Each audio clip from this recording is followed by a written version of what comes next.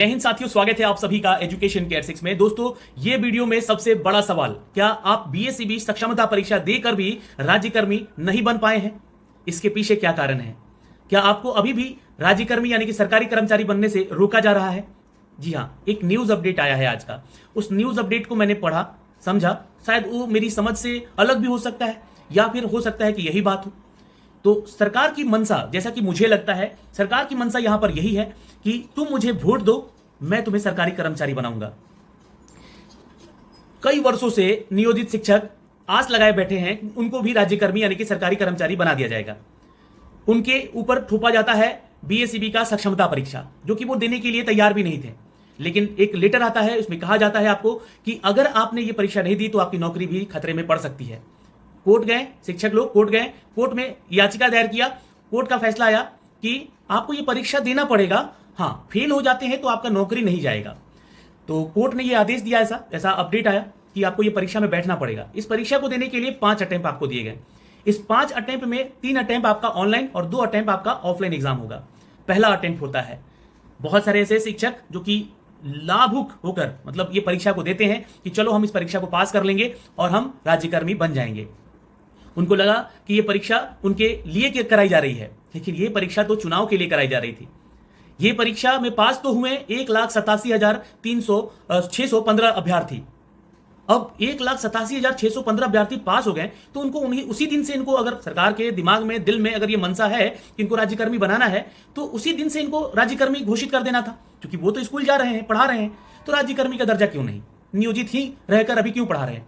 आप लोगों का जिला आवंटन होना था। आप लोगों को यहां पर जिला आवंटित होने के बाद ही आपको राज्यकर्मी बनने का फैसला कहा गया कि ये राज्यकर्मी तभी बनेंगे जब ये फैसला आपका जिला आवंटन हो जाएगा। तो जिला आवंटन जब होना था तो आज का ये न्यूज क्या कहता है? फिर ये कहता है कि चुनाव के बाद आपकी काउंसलिंग होगी, यानी कि जिला आवंटन आपको चुनाव के बाद होगा। यानी कि अब आपको राज्यकर्मी बनने के लिए इंतजार चुनाव तक करना होगा। इसके पीछे क्या आप फैक्ट रखते हैं, क्या सोचते हैं आप इसके पीछे? जरूर कमेंट करके बताइएगा। वैसे नियोजित शिक्षक जो कि चाहते हैं कि वो राज्यकर्मी बने, लेकिन ये सरकार बीच में रोड़े डाल रही है।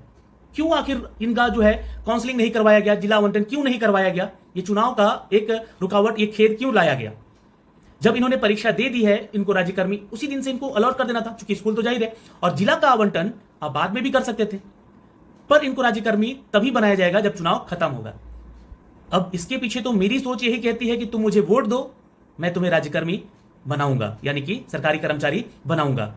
क्या ये मनसा मेरी सही है या गलत है, ये तो मैं नहीं जानता हूं, क्योंकि ये मेरा प्रेडिक्शन है, ये मेरा मानना है।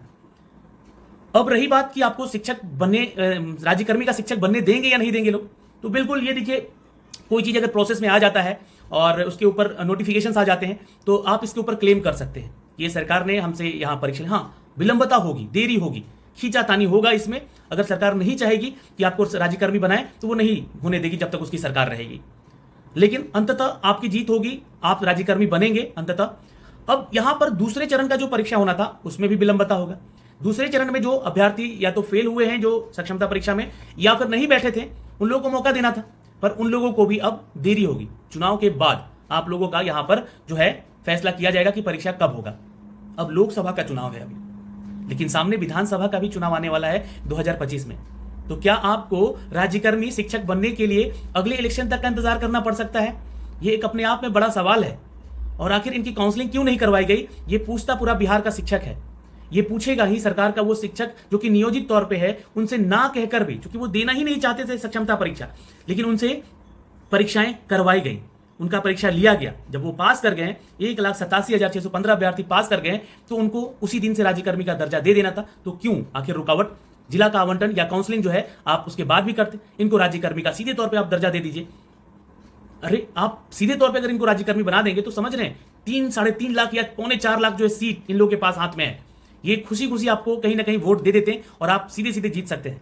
लेकिन अब इनका कहना है कि तुम मुझे वोट दो, तब मैं तुमको कर्मचारी या राज्यकर्मी का दर्जा शिक्षक बनने में दूंगा। तो ये मेरा सोच है। और बाकी कुछ समस्याएं हो सकती हैं बीएसईबी की, कि चुनाव का माहौल है यहाँ पे काउंसलिंग नहीं करवाने को लेकर, लेकिन काउंसलिंग मुझे नहीं लगता कि करवाने की कोई जरूरत थी। जब ये पास हो चुके थे तो इनको राज्यकर्मी का दर्जा उसी दिन से दे देना था। जिला आवंटन का कार्य चुनाव के बाद हो सकता था, कि जिला आवंटन इनको बाद में कराया जाएगा। तो ये मेरी सोच है, आपकी क्या राय है आप कमेंट सेक्शन में कमेंट करके हमें जरूर बताइएगा। और ये न्यूज़ जरूर एक बार पढ़ लीजिएगा। तकरीबन 1,87,615 शिक्षक उत्तीर्ण हुए हैं। 11वीं से 12वीं में अगर देखा जाए तो 5,313 और 9वीं 10वीं में देखिए तो 20,000 शिक्षक जो है पास हुए हैं।